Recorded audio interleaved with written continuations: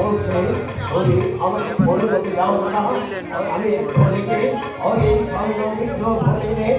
আমার অনুমতি করতে আমি যাব। তুমি থাকো এই কুঠির রক্ষার্থে, আমি ফিরে না আসা পর্যন্ত এই কুঠির ছেড়ে তুমি কোথাও যাবে না। তোমার দেবীকে রক্ষার ভার আমি তোমার হাতে তুলে দিলাম।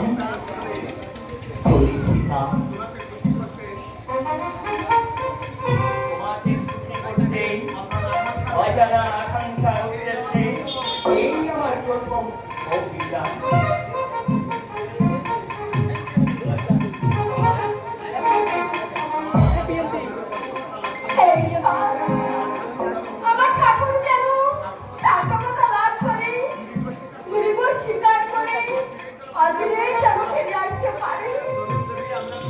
চলুন দেবী, আমরা এখন উঠে যাই।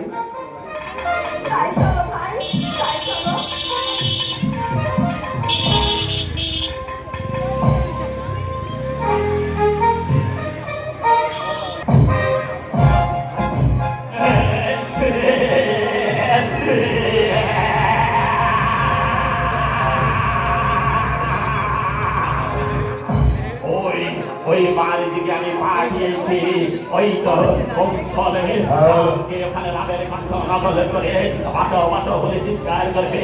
আর তখন তখন ছুটে যাবে ভাই লক্ষণ সীতা অনুরোধে তার ভাইকে রক্ষা করতে। আর নকুড়িকে থাকবে শুধু সীতা।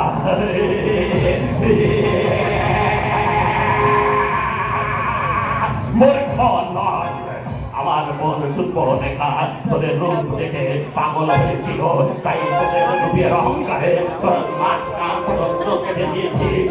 তাই সে আমার বোনের প্রতি শোধ নিতে তোদের এই পরমা সুন্দরী সীতা দেবীকে আমি কৌশলে হরণ করে দিয়েছে। বন্দি করে রাখবো আমার সঙ্গে বানের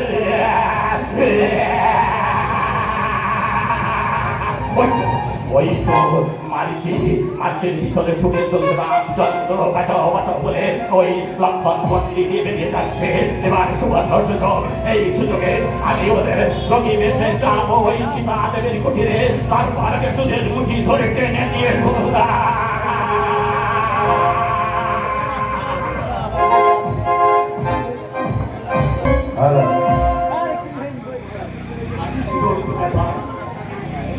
সামান্য একটা মৃগের পিছনে দৌড়িয়ে আমি ব্যর্থ হলাম। আমি যতই দৌড়াচ্ছি ততই সে ছায়ার মতো দূরে সরে চলে যাচ্ছে। শত চেষ্টা করেও আমি তার পশ্চাৎ থেকে পারলাম না। এই শোচনীয় পরাজয়। এখন আমি সীতাকে কি বলে সান্ত্বনা দেব? বুঝি বড্ড অভিমান। ভাই লক্ষণ,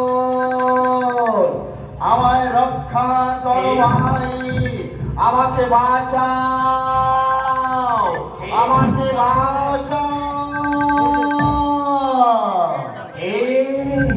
এই কালে আমার কণ্ঠস্বরে কণ্ঠ মিলে চিৎকার করে আমার ছুড়ে যাচ্ছে, আমাকে বাঁচাও ভাই লক্ষণ, আমাকে বাঁচাও। আবার সেই কণ্ঠস্বর বুঝেছি, আমি বুঝেছি নিশ্চয় ও রাক্ষসের ছলনা।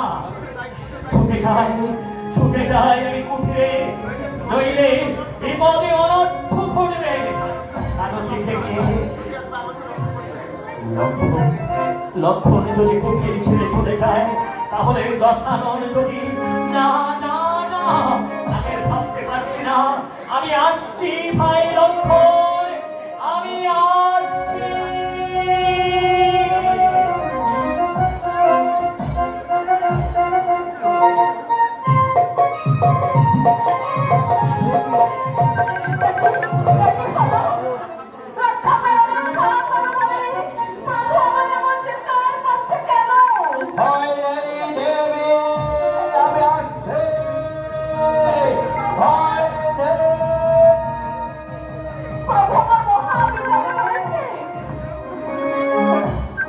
দাঁতের পাড়ি ছুটে গেলে কিচ্ছু করে না